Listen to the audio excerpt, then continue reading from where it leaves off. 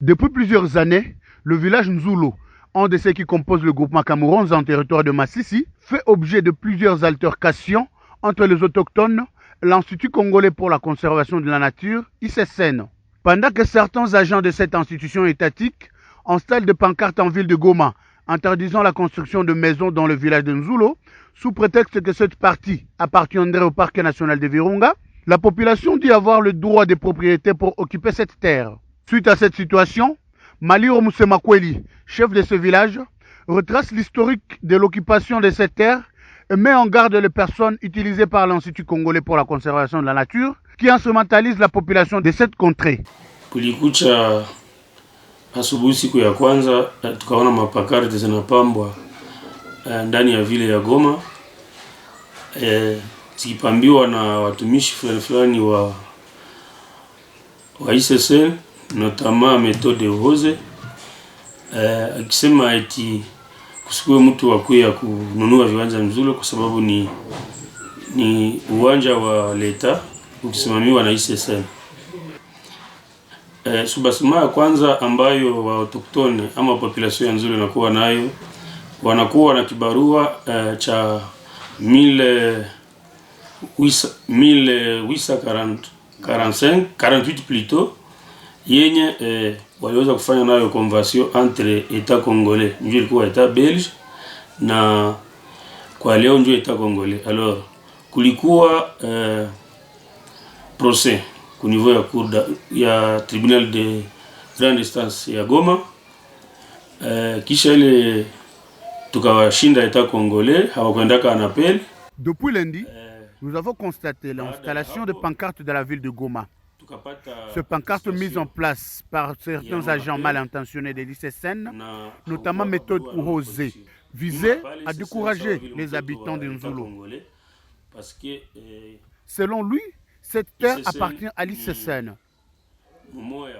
Nous avons de preuves solides qui démontrent que Nzulo appartient aux autochtones. Depuis 1948, l'État congolais, autrefois État belge, avait octroyé cette terre aux autochtones. Nous avons saisi la justice et nos challengers n'ayant pas confiance au tribunal de grande instance de Goma, ils avaient renvoyé la question au tribunal de Tanganyika. Nous avons comparu et le jugement a été sorti à notre faveur.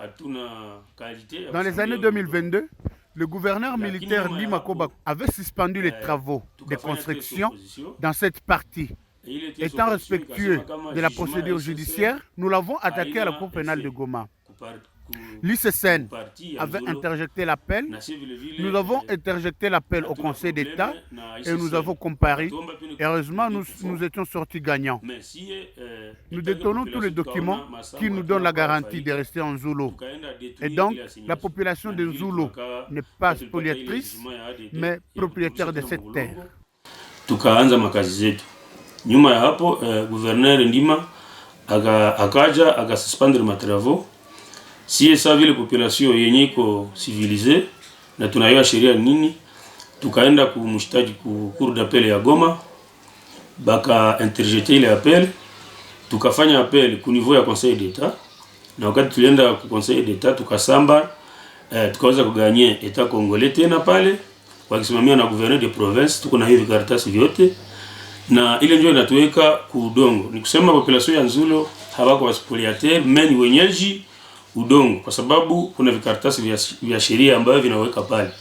Na kwa raia tunawaita wote ambao wako wanatusikia kwa saa hizi kwenye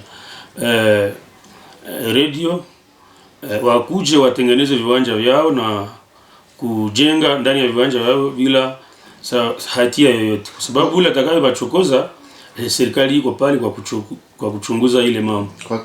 Le village Nzulo est composé de 4 notabilités, notamment celle de Kifuko, Katatsa, Bishange et Kabasana, qui est dans la partie nord et sud de la route nationale numéro 4, dit route Goma-Sake.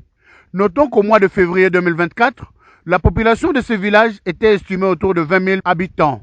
Depuis Goma, Josué Boulon Foubine Mikendero pour HK2D Télévision.